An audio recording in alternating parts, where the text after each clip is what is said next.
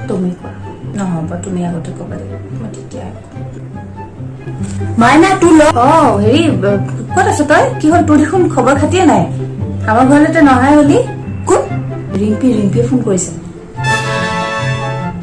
বহুত দিন হ'ল পাই ছোৱালীজনীক লগেই পোৱা নাই মায়ে তোৰ কথা সুধিয়ে আছে তই কিমান দিন হ'ল মানে তই আমাৰ ঘৰলৈ অহাই নাই যে সেই কৈছোন তাক ক এই খুৰীয়ে কথা পাতিব বিচাৰিছে বুলি হা